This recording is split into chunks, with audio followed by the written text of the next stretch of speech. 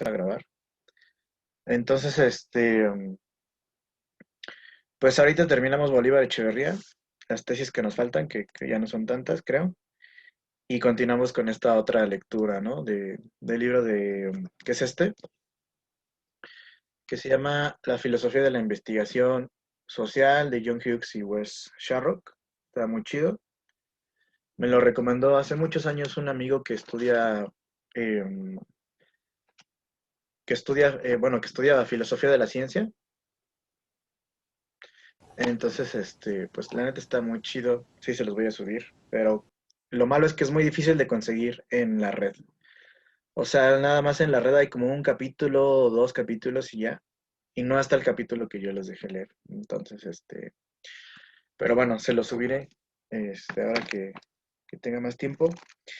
Y bueno, continuemos entonces con la lectura, con la parte que nos faltaba de Bolívar Echeverría, ¿no? Nos quedamos, me parece que en la tesis 5 si no me equivoco, eh, que es el capitalismo y la ambivalencia de lo moderno, ¿no? Eh, y dice algo así como que, digamos, que la modernidad con apellido capitalista dice que es ambivalente, ¿no? O sea, que eh, paradójicamente hay un intento ahí histórico, dice él, de interiorizar, dice el fundamento de la modernidad, ¿no? O sea, que tiene que ver con esto que ya decíamos la clase pasada, que es la conquista de la abundancia. Es decir, que ya no vivimos en esta cuestión de que tenemos los recursos limitados, como pudieron vivir en algún momento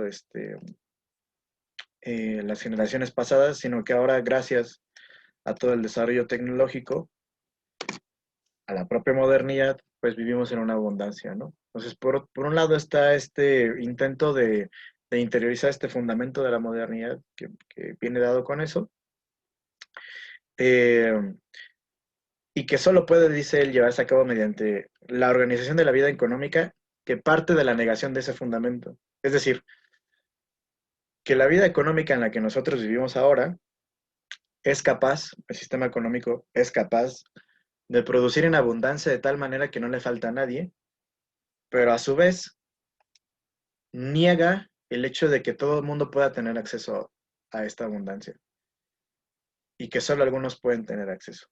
Esa es la ambivalencia de la modernidad capitalista, ¿no? Que por un lado crea abundancia, pero esa abundancia solamente la pueden tener algunos. Esa sería la tesis 5. La tesis 6, las distintas modernidades y los distintos modos de presencia del capitalismo. Eh, Dice que las distintas modernidades o los distintos modelos de modernidad que han competido en la historia, perdón, espérenme tantito, déjenme agregar a esos demás compañeros, ok, que han competido en la historia, um, y que finalmente es la propia modernidad capitalista la que termina triunfando, la que termina estableciéndose, um, digamos, compiten sobre un plano, dice él, sincrónico, ¿no? Es decir, que todas estas modernidades están representadas al mismo tiempo, aunque hay una modernidad que es la que domina todas las demás modernidades, que es la modernidad capitalista, pero esas otras modernidades están compitiendo entre sí al mismo tiempo, ¿no? Um, entonces él dice que hay diferentes fuentes de esta diversificación de la propia modernidad, y dice que al menos hay que tener en cuenta tres, ¿no? En primer lugar, la amplitud de esta modernidad, eh, principalmente la modernidad capitalista, en la que dice él, este criterio, el criterio de la vida económica e histórica, puede presentar, dice él, distintas magnitudes, ¿no? Eh, que pertenecen a la vida económica dominante del planeta, ¿no? Es decir, este modo de vivir capitalista se presenta en distintas magnitudes en distintos lugares del mundo. ¿no? Pensemos si México, por ejemplo, es un país moderno. ¿Podríamos pensar que México es moderno? En términos de esta modernidad de la que hemos estado hablando con Bolívar Echeverría. Por ejemplo, una de las cuestiones que más se discutían cuando yo estudiaba la licenciatura y cuando hablábamos sobre administración pública, que era una cosa muy fea que a mí no me gustaba, pero que ni modo, era esta cuestión de si México estaba modernizado en cuanto a la administración pública, si teníamos un tipo de administración burocrática o si ni siquiera habíamos llegado al tipo de administración burocrática que era como el más viejo de sistema administrativo que existía, ¿no? Entonces muchos profesores decían, no, es que ni siquiera hemos llegado a ese tipo de administración, ¿no? Un tipo de administración que, por cierto, los europeos se supone que ya superaron desde hace mucho tiempo, ¿no? Y los que estudian administración pública, pues les llegarán ciertas modas, ¿no? Nueva gerencia pública, nueva gestión pública, y no sé qué tanto rollo, ahora no sé qué hay, pero lo que se plantea con estas diferentes perspectivas es nuevas formas de administrar lo público, pero que aquí en México parece que ni siquiera hemos llegado a ese tipo de administración burocrática. Y en un cierto sentido que tiene que ver con la modernidad, pues estamos atrasados. Si no hemos llegado a ese tipo de modernidad a la que los europeos llegaron, ¿no? En algún momento. Y entonces estamos de cierta manera desfasados. O sea, somos modernos en cierto ámbito, somos modernos capitalistas en ciertos ámbitos, pero en otros ámbitos todavía estamos desfasados, ¿no? No hemos llegado a este nivel de progreso que otros países modernos han llegado, ¿no? Por ejemplo, la cuestión del trueque que sigue existiendo en muchas partes del país, ¿no? Esta cuestión de intercambiar cosas, ¿no? Por otras, sin que te venga una moneda. Esa es una cuestión muy, que tiene que ver con un mundo precapitalista, ¿no? Y que en ese sentido, pues todavía nosotros no hemos llegado a esa parte de la modernidad, ¿no? Eso solo por poner el ejemplo de México, pero puede haber distintas modernidades que coexistan con esta modernidad capitalista y que se amalgamen de formas muy particulares, ¿no? Por otro lado, también está la densidad. Y aquí dice él que tiene que ver con la intensidad relativa con la que la forma o el propio modo capitalista subsume el proceso de reproducción de la riqueza social. Es decir, ¿cuál es el grado de densidad del sistema capitalista moderno? Tiene que ver con el proceso de reproducción, dice él, de la riqueza social, ¿no? Es decir, dice, hay un desdoblamiento del modelo capitalista en distintas versiones complementarias de sí mismo. Esto tendría que ver, por ejemplo, con lo que algunos teóricos han llamado, por ejemplo, Immanuel Wallenstein, han llamado el sistema mundo. Supongo que los internacionalistas habrán escuchado más de esto, eh, pero el sistema mundo tendría que ver con una especie de división del trabajo, pero a nivel mundial, ¿no? Si, por ejemplo, existe una división del trabajo en el sentido, digamos, que puede ser más local, más nacional, de que a distintos grupos de la población se les encarga hacer distintas tareas, a nivel mundial sucede lo mismo. Es decir, habría distintos países que están encargados, por ejemplo, de la producción de materia prima, ¿no? En este caso, por ejemplo, aquí se encontrarían muchos países del tercer mundo, ¿no? Del famoso tercer mundo, tipo, bueno, que están en África o que están en Latinoamérica, ¿no? Y que nos dedicamos a producir materias primas que no tienen ningún valor agregado, todo eso lo exportamos y después los grandes países desarrollados le dan un valor agregado, lo convierten en otra cosa, en otro producto, que después ellos nos revenden mucho más caro, ¿no? Eh, entonces, así estaría, digamos, dado este sistema mundo con la división, con la división del trabajo, ¿no? Eh, Ese sería el desdoblamiento de este sistema capitalista, ¿no? O sea, el sistema capitalista sería uno y al mismo tiempo serían distintos, ¿no? A partir de esta globalización del mercado sería uno solo, pero en sus distintas manifestaciones, en las distintas regiones, tendría una forma particular de presentarse, ¿no? A lo mejor de una forma en los países más atrasados y de otra forma en los países más adelantados o más desarrollados. Eh, por otro lado estaría, dice Bolívar Echeverría, el eje diacrónico, ¿no? Y aquí habría dos polos, dice él, principales de distorsión monopólica de la esfera de la circulación mercantil, es decir, del mercado mundial, ¿no? La propiedad de los recursos naturales y la propiedad del secreto tecnológico. Serían los dos polos, que son diacrónicos en el sentido de que no van al parejo, sino que uno va más adelante que otro, ¿no? Y por ejemplo, dice Echeverría que parece que la propiedad del secreto tecnológico está adquiriendo una importancia mucho más grande que lo que tiene que ver con la propia propiedad de la tierra. Porque tiene mucho más valor agregado a la cuestión de la tecnología que la cuestión de tener una tierra, como a lo mejor hace algunos siglos era mucho más valorado tener la posesión de la tierra porque no había esta otra cuestión de la tecnología, ¿no? Bueno, eso en cuanto a esta tesis que sería la tesis 6. Luego en la tesis 7 habla de una cuestión muy interesante que son los distintos etos que hay en el capitalismo, las distintas formas de ética que hay en el capitalismo, ¿no? Y dice que es cuádruple, ¿no? Cuádruple es el etos de la modernidad capitalista. Eh,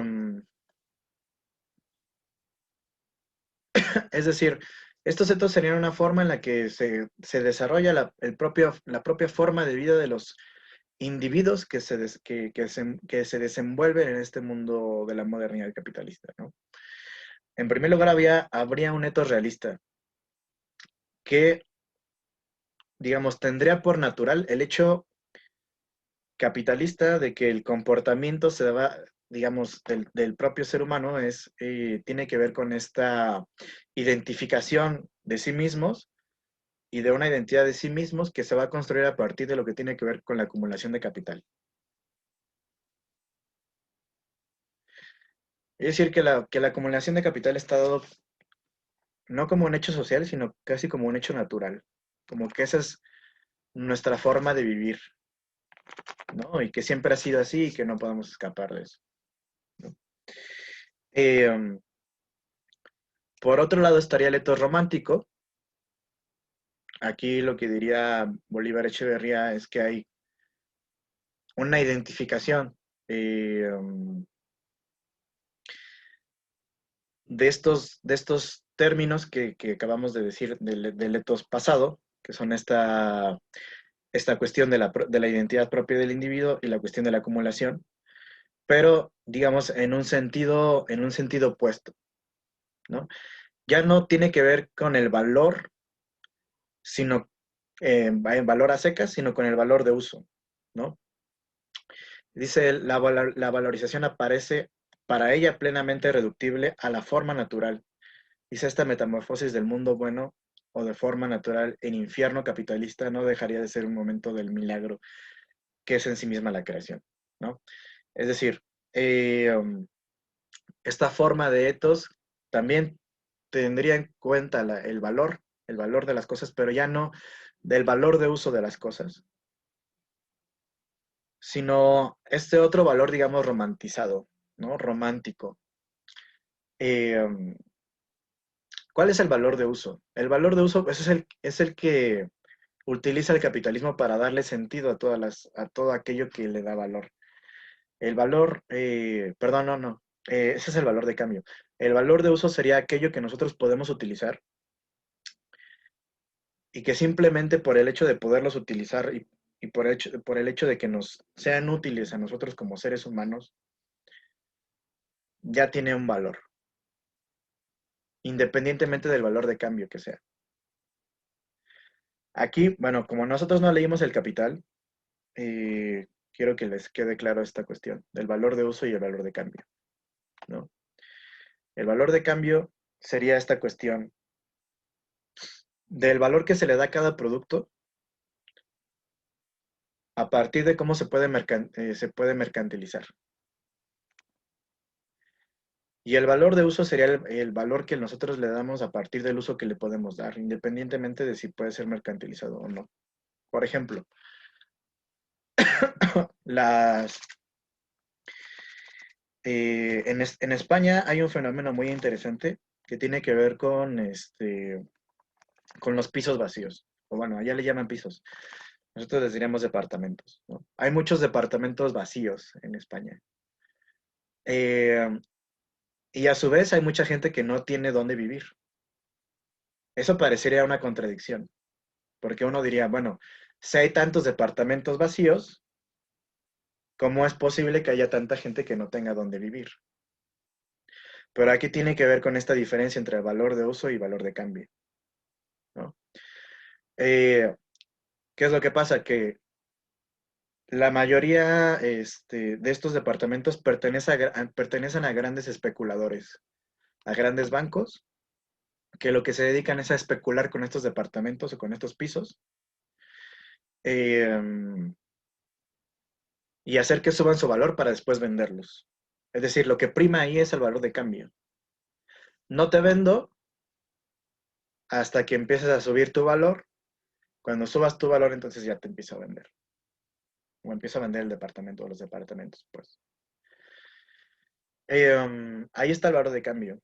Pero uno diría, bueno, o sea, pues lo que un gobierno responsable tendría que hacer es expropiar todos esos departamentos y darle a lo mejor un acceso a toda esa gente que no tiene dónde vivir, darles, darles acceso a estos departamentos, pero garantizándoles un valor ya no subido hasta las nubes, como es lo que quieren los especuladores que venden estos departamentos, sino con un precio accesible de renta, ¿no? Por decirlo de una forma.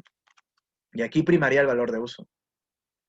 Es decir, es más importante cómo se puede utilizar para el bienestar de los individuos que cuánto puede costar, ¿no?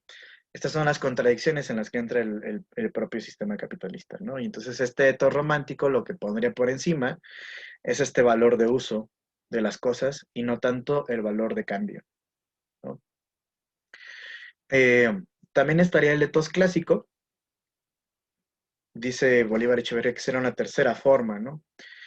Eh, de asumir, dice él, como espontáneo la subsunción del proceso de vida social a la historia de valor que se valoriza, ¿no? Y dice, consistiría en vivirla como una necesidad trascendente, es decir, como un hecho que rebasa el margen de acción que corresponde al humano, ¿no? Es decir, este proceso por medio del cual la modernidad capitalista eh, da valor a la propia vida social, estaría dada como algo que supera al ser humano, como algo que no es posible que nosotros tengamos manejo de, y que por tanto estamos atados también a, a esta cuestión, ¿no? Y en cuarto lugar sería el etos barroco.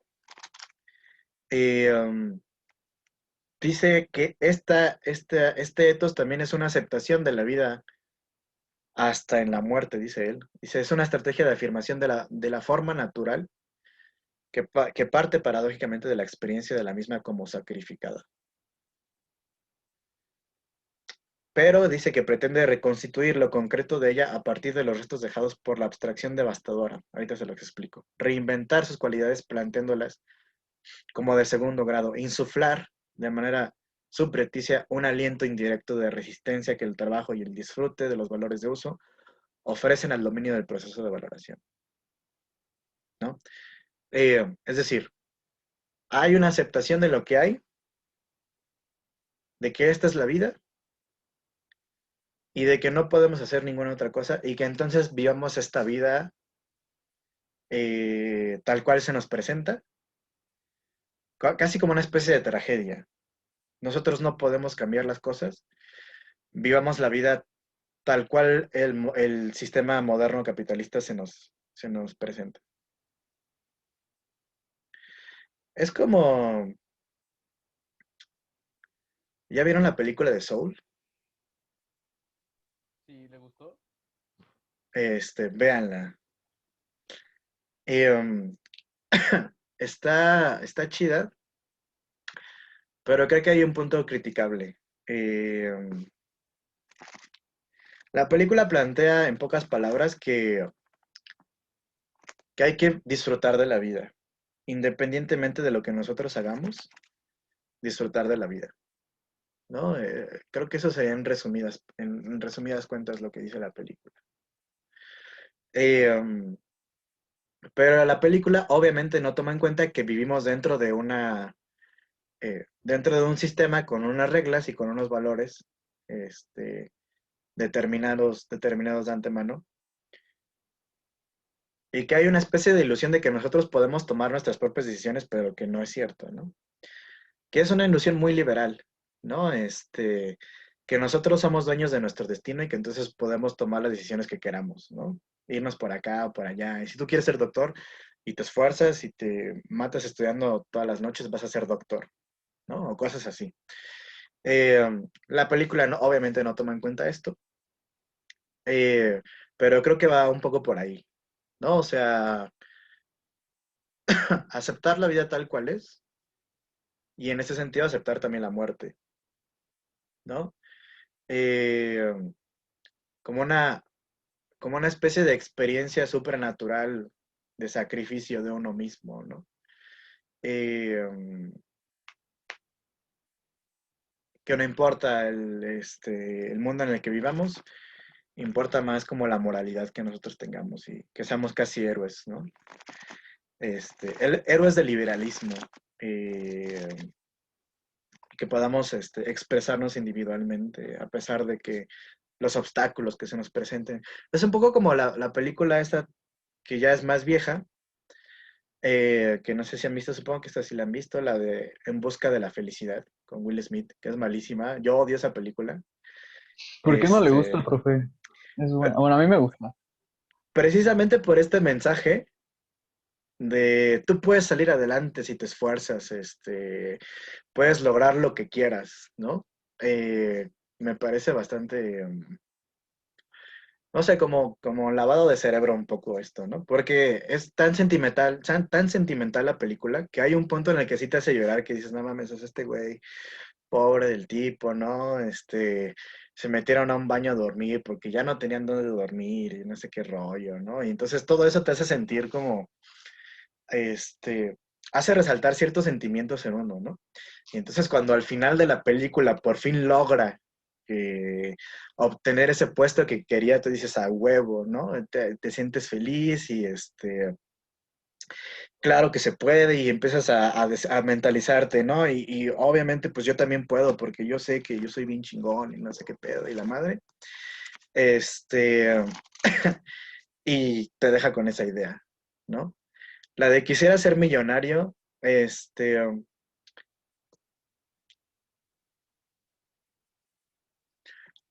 estaba igual como muy romanticona, ¿no? O sea, toda esta cuestión de que todo lo hace por la morrilla, ¿no? Desde que la conoces, desde que son chavillos y también se mete al programa según recuerdo, porque fue hace mucho que la vi, para que la morrilla lo viera, ¿no? Para que la chica lo viera. Entonces todo gira en torno a la chava, toda la vida de este chavo gira en torno a la vida de la chica, ¿no? Y también está muy romantizada en el sentido de que entonces no importa cómo vivamos, o que hayamos estado en las calles toda la vida y que hayan abusado de nosotros y que además hayan dejado ciego a muchos de nuestros compañeros para utilizarlos ahí como pues para pedir dinero en el metro y cosas así, ¿no? Cosas horribles. Eso no importa, importa más el amor que nos tenemos tú y yo y que podemos superar todos esos obstáculos con el poder del amor, ¿no? Un rollo así. Profe, Ajá. De hecho, hay una parte en la película donde le dice él, escapa conmigo, cuando ella ya vive con el narco acá, y le dice, escapa conmigo, y ella le dice, ¿de qué vamos a vivir? Y él, de amor. No, le juro que en esa Ajá. parte yo me reí horrible, le dije, Sí, sí, sí. ajá. Total, total, total. O sea, yo creo que, o sea, has definido muy bien la película. Eso es la película, ¿no? O sea, que no importa nada, que lo que más importa es el amor, ¿no? Y que ya eso lo supera todo, ¿no? Es como un meme que recién vi, ¿no? Donde sale el Bane de la película de Batman y sale un tipo todo chuco, todo chueco y todo chistoso, que dice, ¿no? El villano que se chingó la vida entrenando para ser el más fuerte y no sé qué. Y luego el otro tipo dice, el poder del amor que lo derrota todo, ¿no? Pues algo así, ¿no? O sea, es el clásico, es la clásica película hollywoodense, ¿no? Norteamericana, que te ponen que el amor lo supera todo, ¿no? Yo creo que es una película que vale mucho más la pena en cuanto a ser conscientes de todas las implicaciones que tiene la pobreza y precisamente de las contradicciones del propio sistema capitalista y de la modernidad capitalista que nos promete un chingo de cosas, pero que al final solo le cumple a algunos. Es la película esta, de Los Olvidados. No sé si han visto Los Olvidados de Buñuel. Es muy buena película, véanla. Eh, ya es vieja, es una película que se filmó aquí en México, aunque Buñuel era español, pero bueno, llegó como parte de los exiliados después de la Guerra Civil Española, ¿no? Y es muy buena porque es muy cruda sobre la cuestión de la niñez en México y de la pobreza que enfrenta, ¿no? Y del abandono también. Entonces, véanla. Además, es muy interesante porque tiene dos finales, ¿no? Tiene un final muy crudo donde el protagonista se muere, que me parece que ese es el final original que se agregó, que se puso en la cinta, y encontraron hace no muchos años en la Filmoteca de la UNAM, me parece, o un final alternativo, donde se supone que el protagonista vive y se va a la escuela y es feliz y ya, ¿no?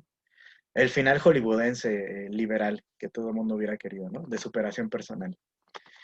Pero bueno, véanla con el final original. Yo creo que vale mucho más la pena, porque es mucho más crudo. Um, Perfume de violetas, esa no la he visto. A ver, cuéntanos, compañera Valeria, esa de qué va.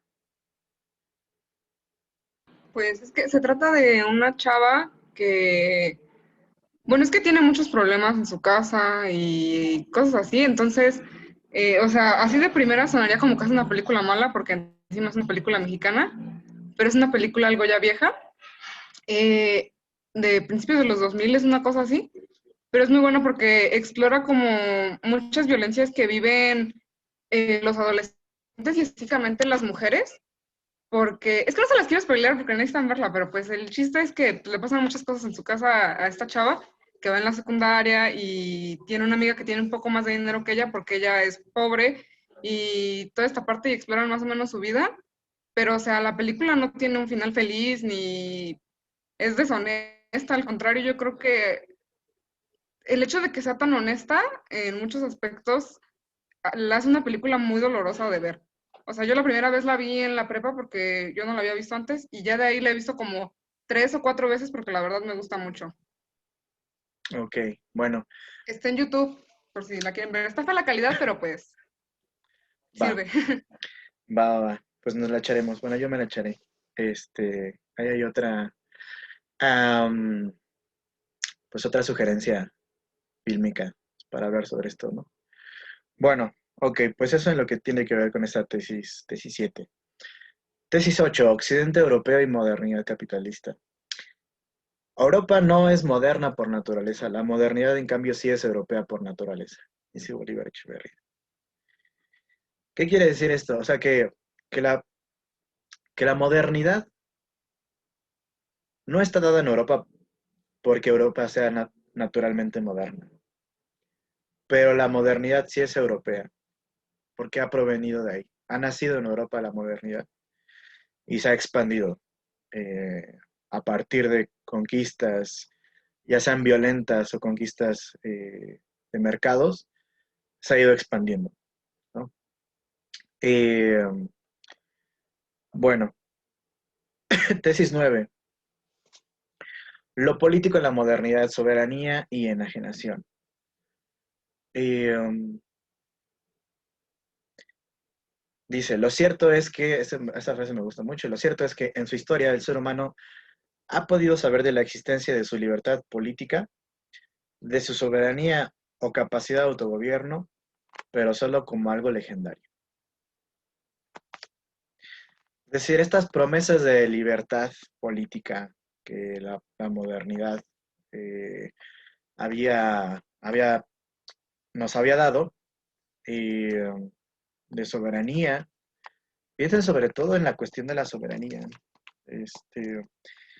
y de la soberanía a nivel, si quieren, estatal, a nivel de los estados y a nivel nacional. ¿Qué, qué tan soberanos son los países? Incluso las grandes potencias. ¿Qué tan soberanos cuando dependen en muchos sentidos de otras naciones? Sean pequeñas o sean grandes, ¿no? Eh, pues la modernidad no ha terminado de cumplir esto, ¿no? Y parece que entonces seguimos, de que hemos alcanzado en términos tecnológicos la capacidad de tener abundancia, en términos políticos no hemos alcanzado esa libertad, ese lugar legendario del que habla Bolívar Echeverría. Sigue siendo una cuestión mítica la, la libertad política, ¿no?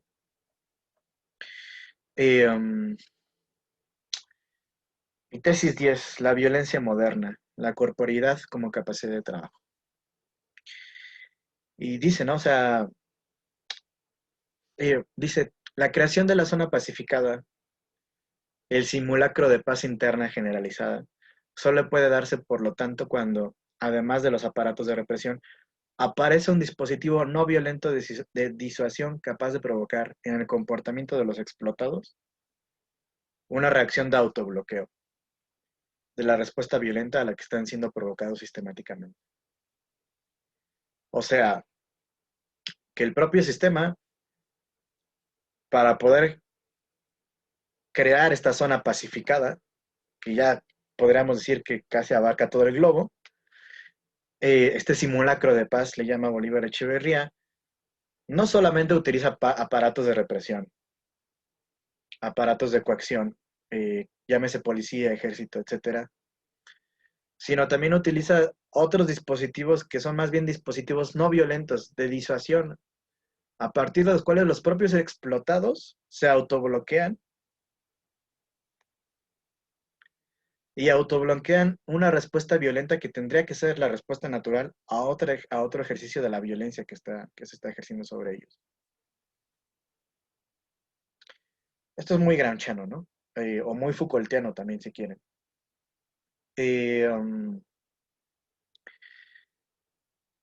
Toda esta cuestión, por ejemplo, de la disciplina que habla Foucault, ¿no? Y de cómo nosotros hemos sido disciplinados ya en nuestros propios cuerpos, de tal manera que ahora ya no hace falta alguien que nos esté vigilando y que nos esté diciendo qué tenemos que hacer, sino que nosotros de forma autónoma decidimos autoexplotarnos y que somos felices siendo explotados por el propio sistema, ¿no? Eso es un poco lo que dice Bolívar Echeverría aquí, ¿no? Bueno, pues aquí termina esta lectura de Bolívar Echeverría. No sé si tengan algún comentario que quieran hacer para ir cerrando sobre Bolívar Echeverría.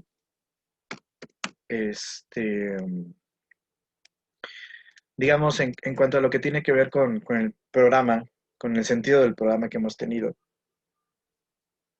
Ya vimos mucho con los liberales toda esta cuestión de la modernidad y la propia libertad individual como hija de la modernidad, ¿no? Y los derechos individuales y todo esto. Vimos antes la cuestión del Estado también como, el Estado como hijo también de la propia modernidad, ¿no? El hijo político de la modernidad. Eh, y con Marx y ahora con Bolívar Echeverría estamos viendo esa crítica a esta modernidad, ¿no? A esta en particular modernidad capitalista, que parece que nos había traído todas las promesas de libertad, porque va en conjunto junto con el Estado, junto con los derechos individuales y junto también con el propio sistema capitalista. Digamos, son tres elementos que hemos estado viendo a lo largo del semestre que han ido apareciendo y que se han ido amalgamando en esta propia modernidad capitalista, ¿no? Ahora lo que vemos con estos autores, Marx y Bolívar Echeverría, es una crítica a esto, a los límites del propio sistema capitalista y de sus promesas, ya sea de libertad económica, de libertad política y de sus propias contradicciones, ¿no? Y esta última lectura que era para el día de hoy, lo que planteaba era hacer una crítica también a otra de las hijas de la modernidad, que es la ciencia moderna, ¿no? Entonces, bueno, ya tenemos la libertad individual, los derechos individuales, al Estado, al sistema económico, y agreguemos como otro de los vástagos de la modernidad a la ciencia. Y también, pues, con todos los asegúnes que le podemos dar a la ciencia, y en particular a las ciencias sociales, ¿no? La lectura iba un poco sobre la cuestión del positivismo, la cuestión de los empiristas, cómo los positivistas trataron en algún momento, en algún punto de la historia, sobre todo a partir del círculo de Viena, los positivistas lógicos, de tratar de amalgamar, o más bien tratar de forzar el traje que viene de las ciencias naturales, sobre todo de la física, tratar de aplicarlo a las ciencias sociales, ¿no? El Círculo de Viena. Ahorita se los explico qué es eso del Círculo de Viena, pero me gustaría saber si alguien sabe qué es el positivismo, si ya han tenido clases sobre positivismo. ¿Quién? A ver, ¿quién me dice algo, lo que sepa? Los de sociología tenemos una clase que es de positivismo. Ah, ok. Bueno, a ver, platícanos, compañera, ¿qué han visto sobre el positivismo un poco? Pues es una corriente de pensamiento, es como una tradición de querer como cientificizar todos los estudios y como hacerlos muy exactos, muy verídicos, como es muy empirista el asunto. Y es así como cualquier noción, juicio de valor, todo eso, no, o sea, vamos a basarnos solo en los hechos y hay leyes naturales que lo rigen todo y se trata de descubrirlas, ¿no? Exacto, exacto. Profe, Ajá, nada más quería comentar que no es empirista, el empirismo es más, bueno, según yo el empirismo era como lo observa, bueno, sí es en lo observable, pero es más, se basa más como en métodos, como usted dice, científicos. Querían igualar, está mucho el fisicismo, de que querían igualar las ciencias la física. naturales con las con sociales. Querían como seguir, pues si no bien los métodos idénticos, lo más parecido posibles a lo que yo entendí en mis clases. Claro. Aunque sí hay una relación, o sea, está muy bien todo lo que dijiste, pero todo eso tiene una relación precisamente con el empirismo, ¿no? O sea, porque la forma precisamente de acceder a esos hechos y a esos datos que están ahí en la realidad, suponen los positivistas, es precisamente a través del empirismo, ¿no? Porque no son racionalistas, como por ejemplo lo fue Descartes, ¿no? Bueno, aquí, vayamos un poco al asunto. No iba a empezar desde Descartes, pero empecemos desde Descartes. Y los racionalistas y su pelea con los empiristas, ¿no? Eh, Descartes planteaba digamos que nosotros podemos obtener conocimiento a partir de el uso de nuestra razón, ¿no? Eh, que digamos, de cierta manera ya estaba cargada ya con todos los instrumentos que nosotros necesitamos para aprender la realidad, es decir, para asirnos de la realidad y conocerla, ¿no? Pero por otro lado estaban los empiristas tipo David Hume, que decían que no, que esos eran jaladas, que realmente la única forma de conocer el mundo era a partir de los hechos que se nos daban en el mundo, no a partir del uso de nuestra razón, sino a partir de las experiencias que teníamos de los hechos que se daban en el mundo, ¿no?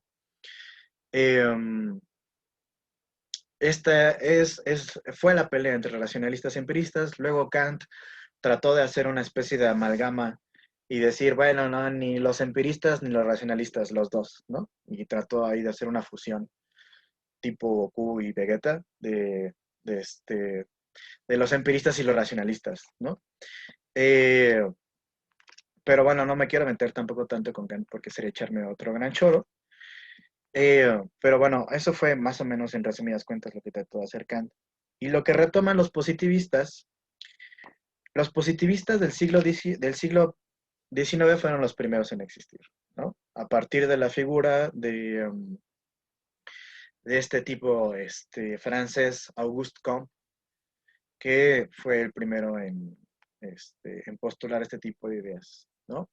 Pero de quienes yo les quiero hablar son los positivistas del siglo XX, de principios del siglo XX, que son los positivistas del Círculo de Viena. Rudolf Carnap y bueno, otros compañeros que tuvieron. Alguna vez leí un escrito de Rudolf Carnap que me pareció loquísimo, pero ahorita les platico por qué. Los positivistas del Círculo de Viena lo que planteaban era dejar atrás toda la metafísica, pero en un sentido que tenía que ver con todos los aspectos de la vida humana. Y lo que querían hacer era construir una forma o un lenguaje que pudiera explicar la realidad tal cual es, los hechos tal cual son, ¿no? Y esa fue la tarea titánica en la que se metieron estos cabrones, por decirlo menos. Obviamente no lo lograron, porque era una tarea utópica, o sea, imposible de lograr, ¿no?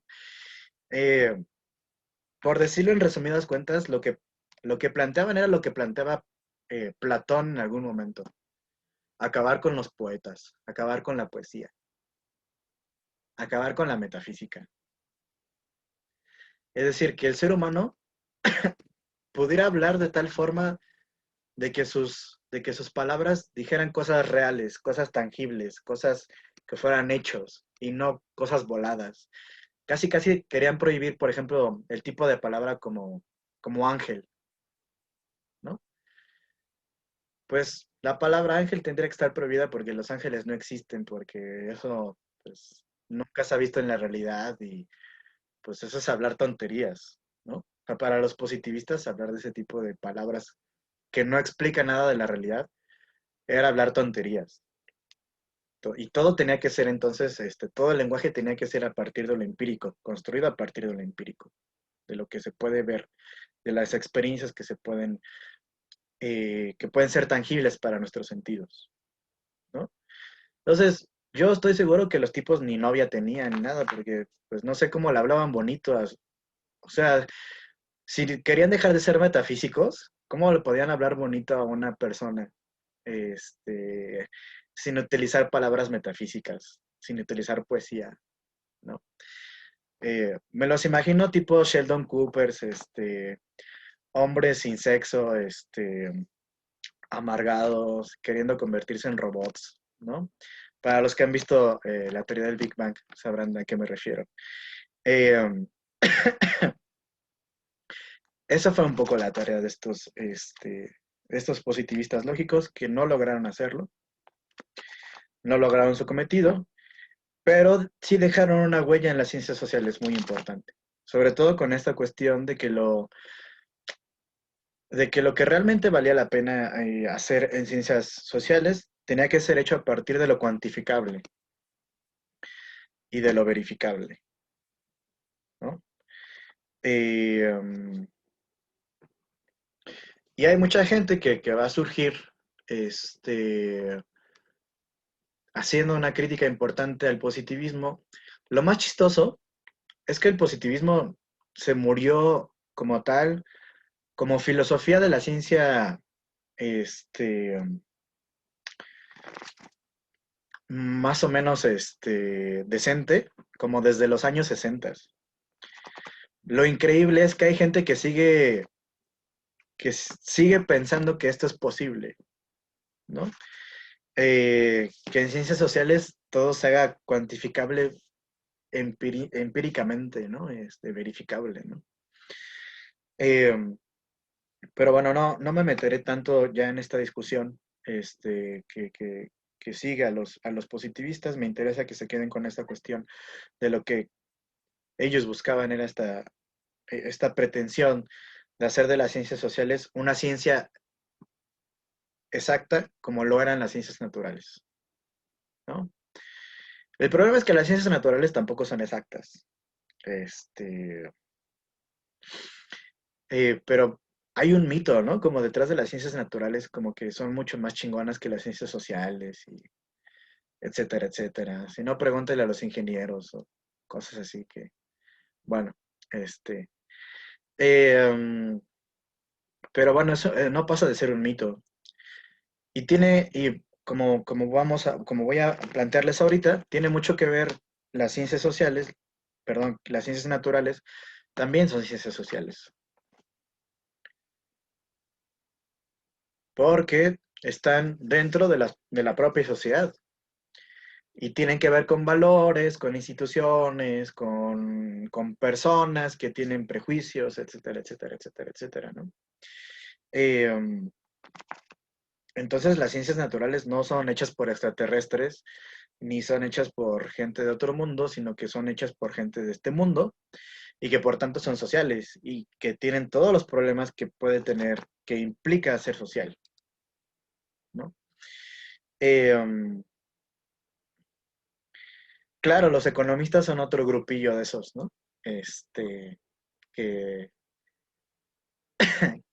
que se deja llevar por estos mitos de que lo cuantificable es lo que vale y lo que no se cuantifica, pues no vale para nada, ¿no?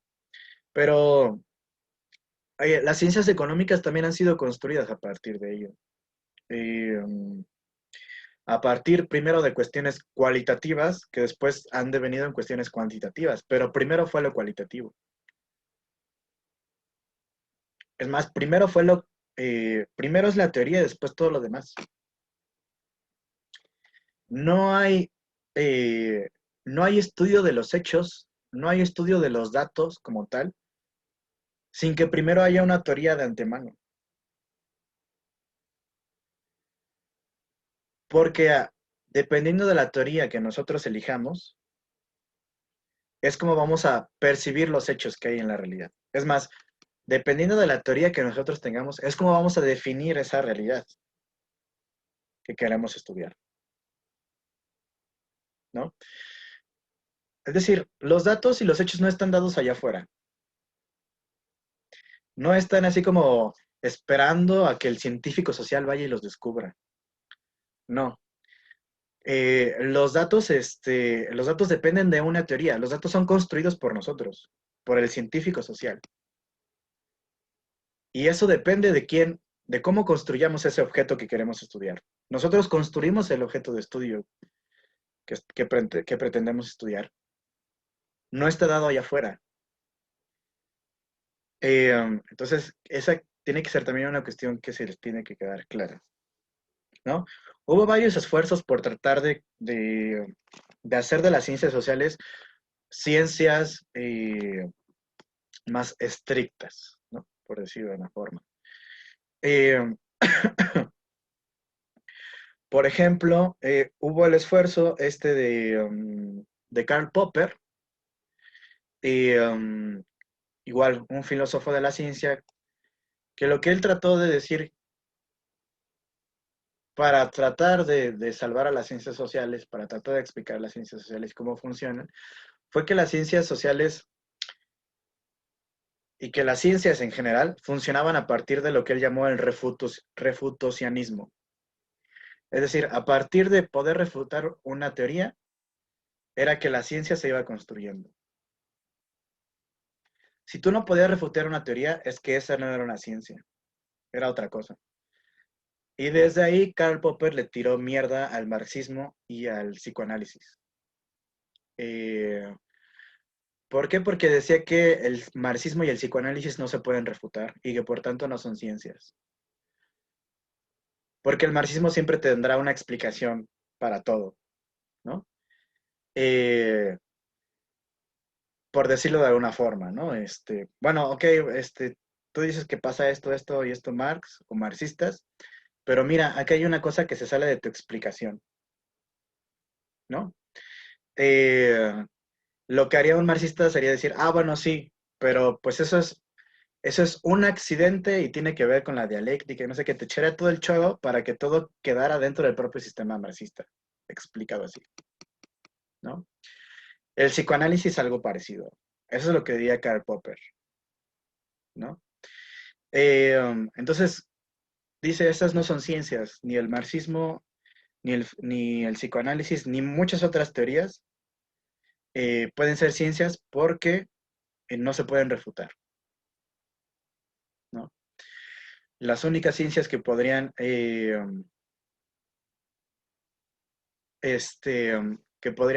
funcionar serían aquellas ciencias que se pueden refutar, que se pueden poner a prueba. Esa es la idea de la refutación, ¿no? Ciertas críticas que se le van a hacer al sistema de pensamiento de Karl Popper van a ser si su pensamiento es prescriptivo o descriptivo. Es decir, que si la ciencia tiene que ser forzosamente refutada para poder ser ciencia, o si la ciencia ya de por sí es decir, en términos descriptivos, si la ciencia ya de por sí es, eh, es refutable de forma natural por sí misma, ¿no? Ese fue algún tipo de crítica que se le hizo al refutacionismo de Karl Popper. Surgirían otros autores que van a tratar de plantear la cuestión de las ciencias sociales desde otras perspectivas, como Thomas Kuhn. No sé si los sociólogos ya leyeron a Thomas Kuhn, su libro de la estructura de las revoluciones científicas.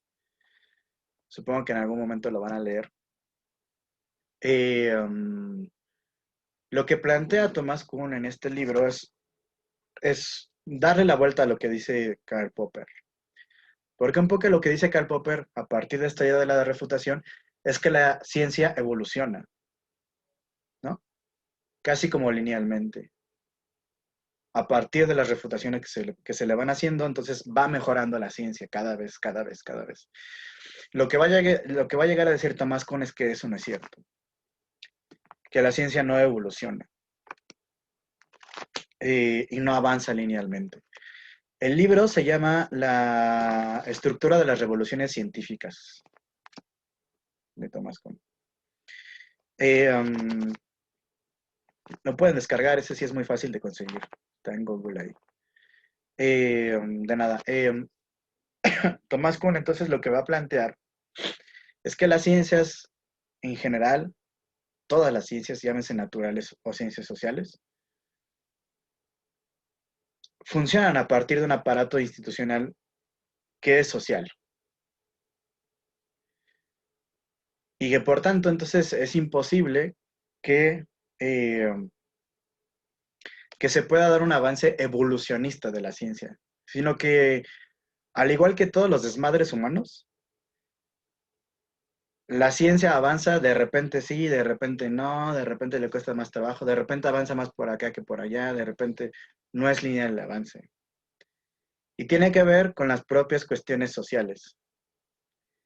Tomás Kuhn, por ejemplo, describe en algún punto, y esto yo lo he visto porque estoy en el doctorado,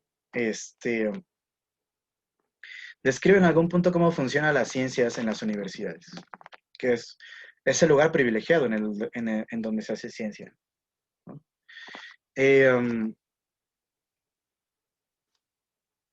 Y dice algo así como que cuando uno, cuando uno entra a hacer ciencia, por ejemplo, a una universidad, por lo regular va a notar que ya hay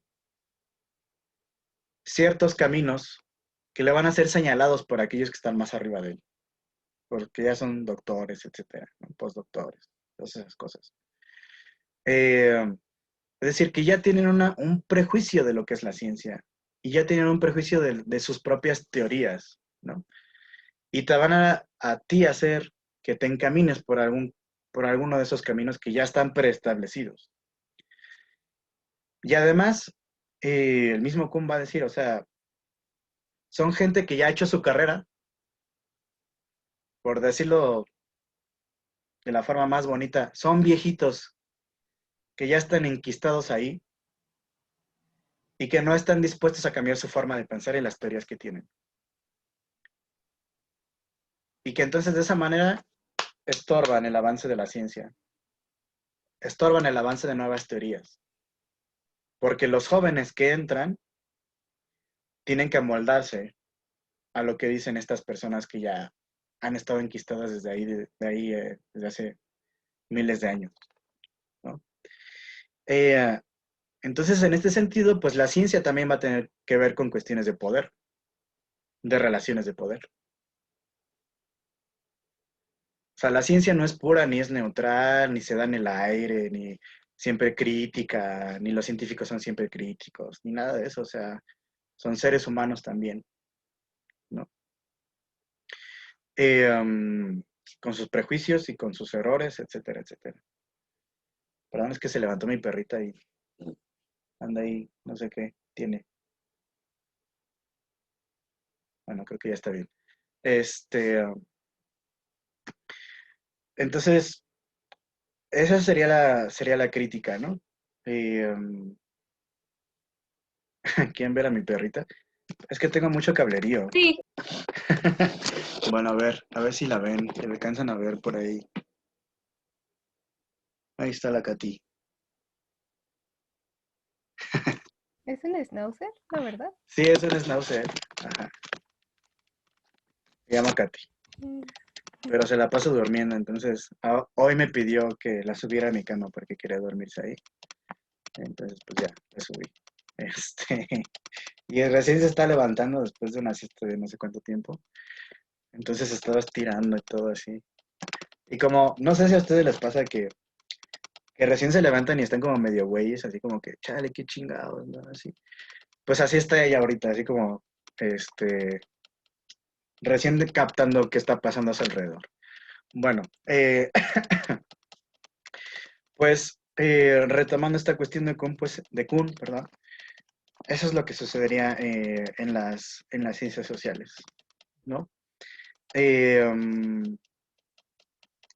Después de Kuhn, habría otros autores, por ejemplo, como Paul Feyerabend, que serían mucho más radicales, ¿no? Digamos, un anarquista de la ciencia sería Paul Feyerabend. A tal grado que lo que diría es que así como la religión se separó del Estado en algún punto de la historia,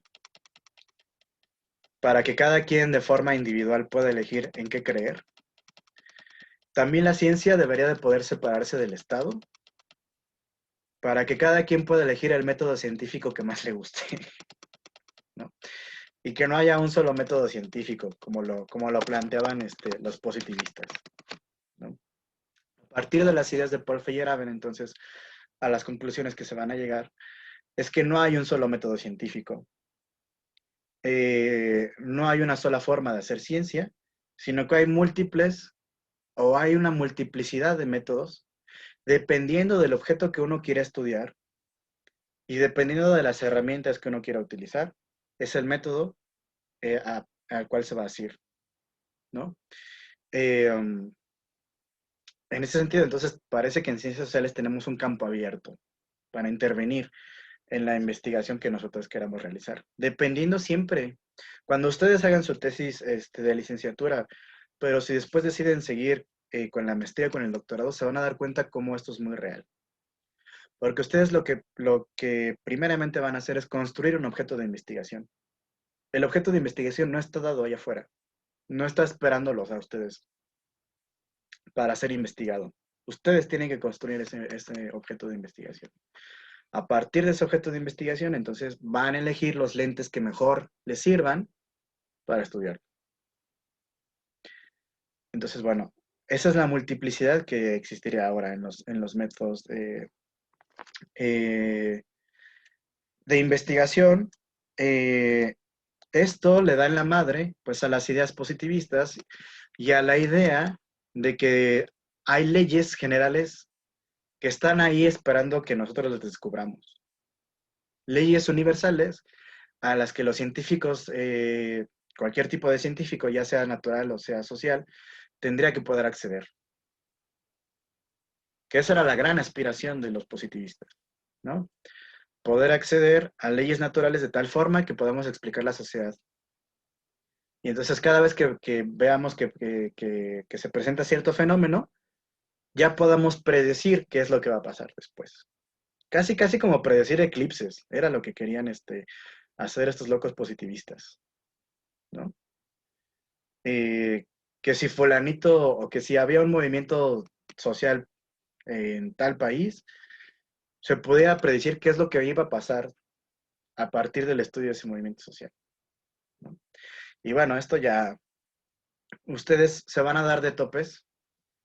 Al principio se van a decepcionar, después van a llorar, después van a decir, entonces, ¿sobre qué estoy parado? ¿Estoy parado sobre la nada o qué chingados? Después van a aceptar que están parados sobre la nada y después van a construir algo a partir, para rellenar esa nada en la que están parados, ¿no? Algo propio. Así son las ciencias sociales, porque así son las ciencias sociales. Entonces, se los planteo así para que no les pegue tan duro después, ¿no? Eh, la compañera Valeria, dice que ella ya pasó por todo eso, entonces, ya no tiene bronca. Pero y es que es esto, ¿no? O sea, los que todavía esperaban poder resolver, perdón, perdón, no leí todo tu mensaje. Entonces, los que ya esperaban poder resolver el problema o el asunto de qué es la sociedad y de explicar la sociedad tal cual, pues se van a llevar una gran decepción.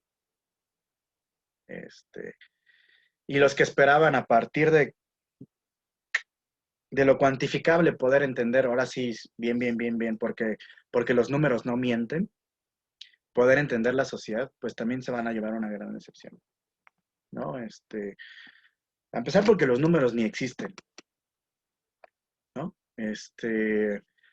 ¿Alguien ha visto así un 2? Así que diga, no mames, mira, pasó un 2 corriendo. Nadie ha visto nunca eso, ¿no? Todo esto es una abstracción que nosotros hemos hecho para poder explicar la realidad. Pero nunca han existido, ¿no? Y nosotros le hemos dado forma y nombre a la realidad. Y en este sentido,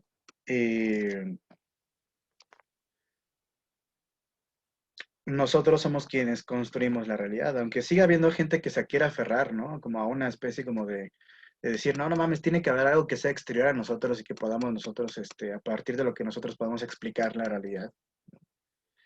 Pero parece que no, tristemente parece que no. Incluso en física, ¿no? Ya se ha dicho mucho esta cuestión de que incluso eh, parámetros como el tiempo dependen de cada uno de nosotros, ¿no? Es una cuestión subjetiva. Y entonces parece imposible acceder eh, a una realidad independiente de nosotros. Acceder a la esencia de las cosas, ¿no? Eh, Parece que nosotros no tenemos esa posibilidad. Bueno, eso en resumidas cuentas, pues era la lectura que yo les había dejado. Eh,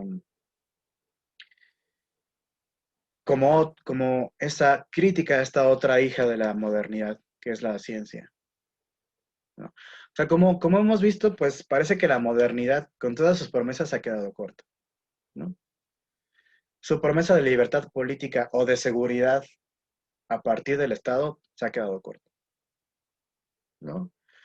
Su promesa de los derechos individuales, ya hemos visto a partir del estudio de los marxistas, pues que se ha quedado corta, ¿no? Que nosotros no podemos disfrutar de todos esos derechos individuales y de la libertad individual si no tenemos acceso a una cierta riqueza, ¿no? Ya hemos visto cómo el propio sistema económico, hija también un poco de la modernidad, el capitalismo también se queda corto en cuanto a sus promesas, ¿no? O sea, no es capaz de satisfacer todas las necesidades de los seres humanos.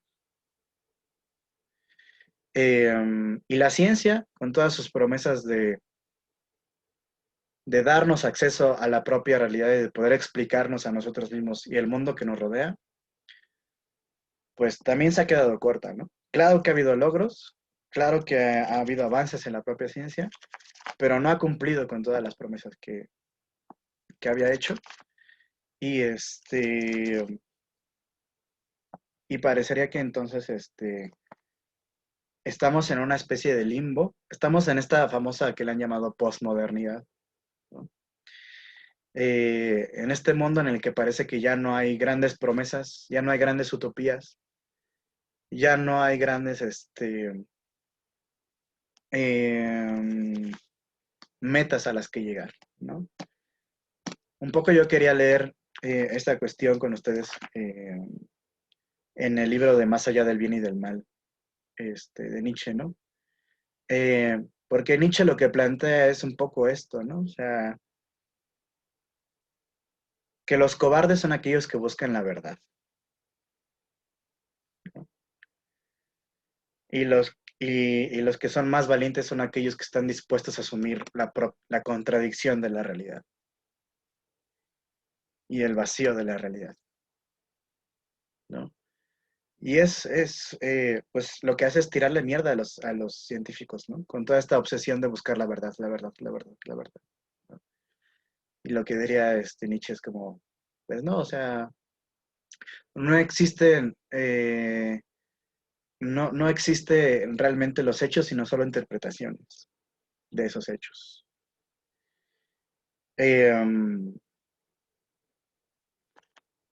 Tendría que ver también con toda esta cuestión de la muerte de Dios, ¿no? Que para Nietzsche no es motivo de felicidad. La muerte de Dios no es para Nietzsche motivo de felicidad, es una tragedia. Para Nietzsche es una tragedia la muerte de Dios. Aunque bueno, han sacado por ahí películas, ¿no? Películas cristianas de Dios vive y Nietzsche murió, cosas así, que no se leyeron a Nietzsche, pero lo quieren criticar, ¿no? Pero para Nietzsche la muerte de Dios es una tragedia, porque ahora no tenemos sentido, porque ahora estamos parados sobre la nada. Y... Ajá, la de Dios no ha muerto, exactamente. Ah, no sabía que había trilogía, órale. Este, bueno, entonces es esta cuestión de aceptar la nada, ¿no? Como tal, y de construir algo entonces en esa nada. No, o sea, Nietzsche no es el nihilista de que, sí, la vida no vale nada, pues ya suicidemos, no sé qué, ¿no? O sea, no. Nietzsche es bastante vitalista. Para él lo más importante es la vida y disfrutar de la vida. Solo que no cree que Más bien, solo que ahora que hemos matado al viejo Dios, es nuestra responsabilidad. Ya no podemos encargar esa responsabilidad a alguien más, a un Dios que nos diga de qué va la vida, sino que ahora nosotros somos responsables de decidir qué hacer con nuestra propia vida y eso da miedo, ¿no? Entonces, eso es un poco a lo que nos empujaría Nietzsche, a hacernos responsables de nosotros mismos. Y aquí es cuando postula la cuestión del superhombre, ¿no? El superhombre sería este ente capaz de poderse dar sentido a sí mismo sin necesidad de tener que recurrir a alguien más para tener ese sentido, ¿no? Y proviene también de esta cuestión de, del eterno retorno. ¿Se han escuchado la parábola del eterno retorno de Nietzsche? A ver, la compañera Andrea sí la ha escuchado, que nos la cuente. Creo que, bueno, no he leído mucho al respecto, pero sí sé que esto del eterno retorno es como de sus postulados filosóficos más complejos y es como esto de la continuidad, ¿no? De regresar siempre, o sea, que todo vuelve en algún punto, que es como un círculo, ¿no? Algo así recuerdo. Exacto. O sea, bueno, va un poco así. Dice Nietzsche, imagínate que un día en la noche llega un demonio y te dice que te vas a morir en ese momento, pero que vas a estar condenado a repetir tu vida por toda la eternidad. O sea, que te vas a morir y después vas a volver a repetir tu vida tal cual la viviste. No vas a poder cambiar nada. La vas a vivir exactamente igual. ¿Qué harías? ¿No? Dice Nietzsche.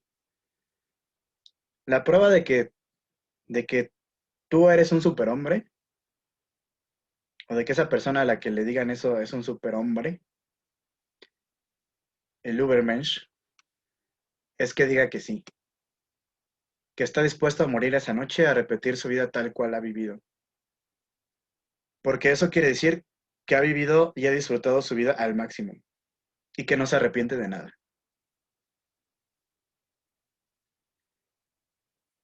Eso se los dejo ahí de tarea. Que reflexionenlo. ¿Qué pasaría si a ustedes se les aparece hoy en la noche este demonio y les hace esta pregunta? Les dice que están condenados a vivir su vida otra vez tal cual la han vivido hasta hoy. ¿Estarían dispuestos? ¿Han aprovechado la vida al máximo?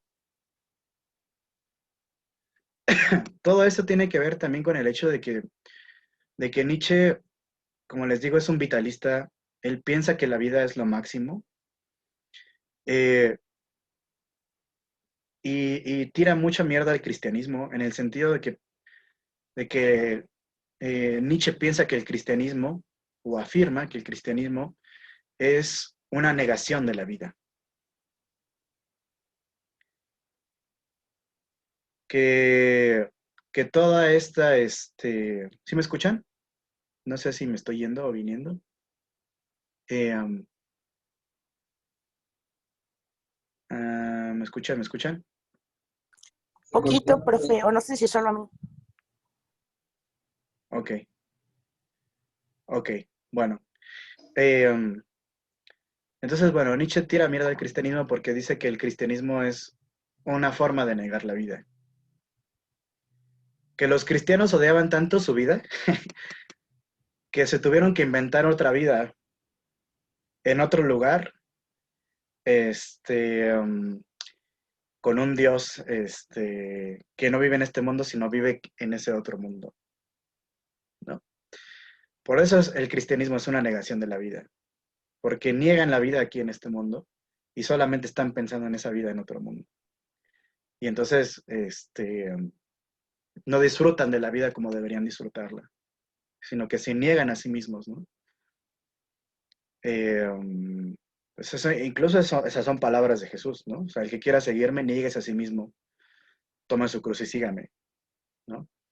Entonces, el cristianismo sería una negación de la vida para Nietzsche. y él lo que quiere es afirmar la vida, ¿no? Eh, um, pero bueno, ya les hice un poco el resumen de lo que no pudimos leer sobre Nietzsche. Profe, Mande. ¿usted qué es? ¿Usted lo aceptaría? O sea, ¿usted sí diría como, sí, pues yo puedo morir y volver a vivir? ¿O diría, no, ¿sabes qué? No quiero. O quiero cambiar las cosas que creo que hice mal. O si decir, pues sí, sin problema. Ah, en este momento, yo diría que sí. En este momento, yo diría que sí. Porque estoy pasando, a pesar de las cuestiones difíciles que he pasado, eh, eh, pues desde que empezó este año, este, um, en estos días he pasado cosas chidas y moriría feliz, este, con eso. No me arrepentiría, o sea, la verdad es que he vivido chido. Claro que he pasado momentos gachos, pero yo creo que han sido parte de todo el aprendizaje, las experiencias. Una cosa que yo quisiera, si alguien me diera la oportunidad, es poder experimentar todo lo experimentable. Eso es lo que a mí me gustaría. Eh, Porque la vida es tan corta que uno no puede experimentar con todo lo que quisiera experimentar. Uno no puede hacer todo lo que quisiera hacer. Eh, entonces, si alguien me preguntara cuál sería mi deseo, sería ese, poder experimentar todo lo experimentable. Eh, y después de haberlo hecho, entonces ya morirme. Pero bueno, esa sería mi idea. A ver, ustedes díganme, ¿quién diría que sí o quién diría que no? La compañera Yo diría, Yatsil. A ver, compañera Melissa y luego la compañera Yatsil. A ver, platíquenos, ¿qué dirían ustedes? pues yo diría que sí, porque, o sea, lo mismo, aunque no, o no solo en este momento, siento que en general mi vida fue muy privilegiada por el lugar donde nací, por la familia en que nací, o sea, nunca me faltó, por parte de mi familia comida, o sí mucho tiempo que dijera, ¿sabe qué? No, o tuve que dejar de ir a la escuela porque mi mamá no tenía dinero para pagarme, no sé, X cosa, o alguna vez los niños se burlaron de mí por X o Y razón de dinero o cosas así. Yo sé que no lo es todo, pero en este aspecto fui muy privilegiada. Y en mi familia, aunque no son como súper cariñosos, sí, siempre intentaron como estar ahí. Y yo siento que sí tuve una vida bastante buena, aunque me quejo mucho. En el interior creo que yo sé que tuve una vida muy, muy buena. Ok, bueno, pues súper mujer, la compañera Melissa. Y la compañera Yatsil. Pues no sé, yo no tengo una respuesta tan elaborada, pero pues, o sea, he vivido chido, obviamente han pasado cosas malas, pero pues creo que a todos. Pero pues ya, o sea, yo creo que con eso todo es suficiente, no sé. Tengo para reflexionar bastante todo lo que he vivido hasta ahora, así que no, no sé, me daría hasta huevo volver a vivir todo otra vez. Ok, ok. ¿Alguien más? La compañera Andrea. Ahorita que decías lo de la experiencia, recordé mucho que había leído unos poemas de Pizarnik sobre la muerte, ¿no? Y ella un poco lo que, o sea, mi interpretación es que decía que este miedo que luego sentimos a la muerte es porque no hemos vivido, ¿no? O sea, como que la gente que es mayor, así como de 80 y así, ya tiene como cierta urgencia de morir y nosotros no. Entonces, como que yo no sé, tampoco tengo una respuesta, pero quizás ahorita pues no volvería a vivir lo que ya he vivido, o sea, pero si me lo preguntaras cuando tenga como 70 o 60, quizás diría sí, pero creo que, o sea, sobre todo se basa en la experiencia, ¿no? Como en lo que has aprendido y lo que has vivido. Así. Ok, gracias. Compañero Sebastián. O sea, tengo una duda, sería como a partir de, o sea, supongamos, a partir de mañana reinicio, ¿no? Todo desde el principio desde cero. Sí, pero Entonces, todo, y todo va a todo suceder igual. exactamente igual. Exacto. Qué flojera. O sea, siento que ya como pues aquí me quedo, no hay problema. No sé, no tengo ese. Sí, quiero saber qué va a pasar en un futuro, da curiosidad, pero no es como, wow, se antoja repetirlo. Ok, ok. Sí, es que yo creo que precisamente esa es la cuestión que Nietzsche quiere provocar, la reflexión de qué hemos hecho con nuestras vidas, ¿no? Y decimos si las hemos aprovechado al máximo, hasta donde hemos podido, o si dudaríamos de volver a vivirla, ¿no? Am, pues bueno, no sé, alguien más que nos quiera compartir su reflexión sobre esto. No dudaría en no volver a vivirla. Ok. Ok. Pues yo creo que eso nos tiene que dar entonces una idea de hasta qué punto hemos disfrutado de la vida. Hemos así como hecho lo que nos ha agradado, ¿no? Es un poco como lo que sucede con el coronavirus, ¿no? Con la pandemia, o sea, que estamos todo el tiempo pendientes de la muerte, ¿no? O sea, la muerte se ha hecho una cosa tan cercana a nosotros que yo creo que que nos ha hecho, al menos a mí, supongo que a algunos de ustedes, vivirla de otra manera, ¿no? Porque sabemos que somos finitos, o sea, tenemos mucho más conciencia de que somos finitos y de que ahorita estamos y mañana ya valimos madres, o en cualquier momento, ahorita en un segundo me paro, me caigo y me parto la cabeza y ya valí. Este, y entonces en ese sentido, ¿hasta qué punto he aprovechado o he vivido mi vida como yo he querido, ¿no? Al máximo. Eh, um, entonces, bueno, pues eso. Eh, um, bueno, si quieren dejémoslo hasta aquí.